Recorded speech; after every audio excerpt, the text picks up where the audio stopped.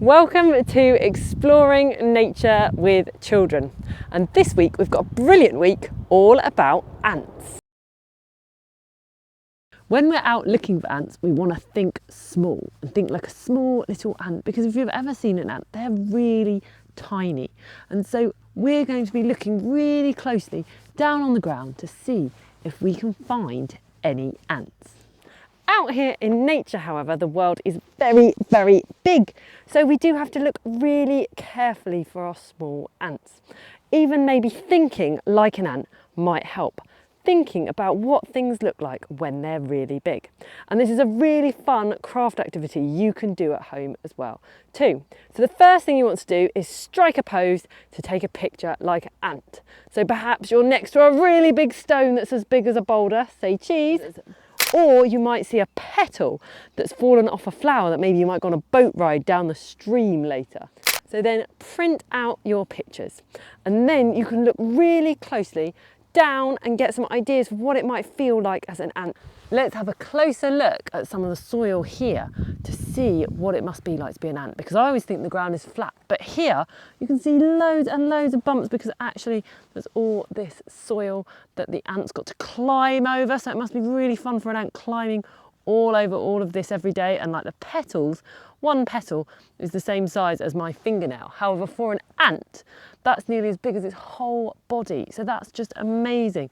So it's really fun to take a different perspective and look at things differently, to think how it must feel and be to be that small. So think about all those different things you can put in your picture, and you can draw and paint those all in.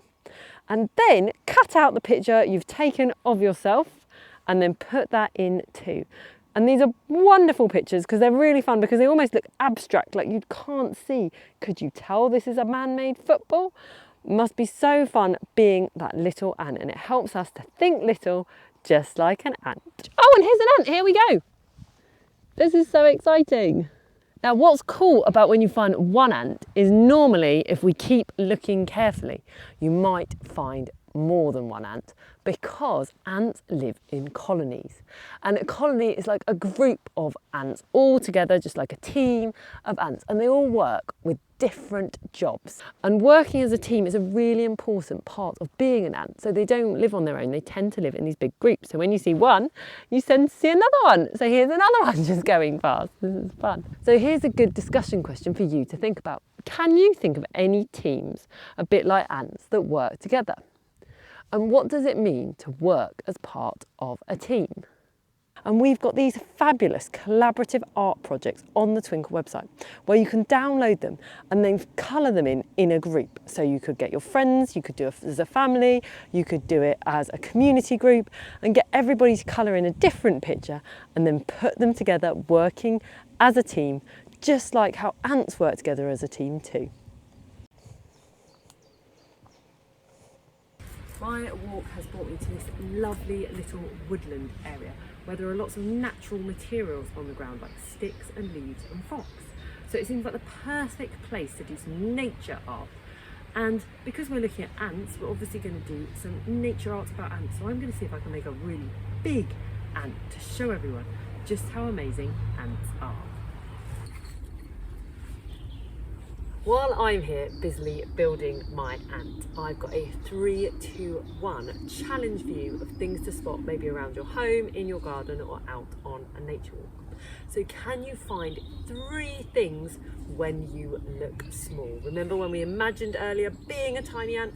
So can you look at something really small and see if you find something new you might not have spotted before?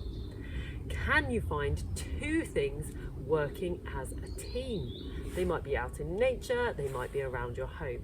But what things can you find that work as a team? And finally, can you find 1 ant?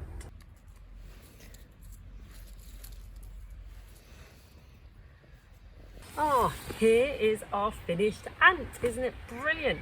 And this has been really fun to do because you can use one of the Twinkle worksheets to go through all the labels of the different parts of an ant as well. So we've got the head, the thorax and the abdomen, we've got its eyes and its antennas, and we've got its legs as well. We found these really cool bumpy sticks for our legs, because if you look, all the legs are made in different sections. So this is a really fun activity, not just to do some nature art, but also to learn about the different parts of the ant as well. Thank you so much for joining us this week, as we have had a wonderful time exploring nature and learning all about ants. Do share what you've been up to in our Twinkle Home Educators Facebook group and also on our Instagram page. We love to see everything you've been doing. And if you enjoyed this, we've got even more exploring nature videos all over our YouTube channel. We've got the whole year covered, so you'll be able to pick up any week you like and learn more activities and more crafts to do. We'll see you again soon for more exploring fun.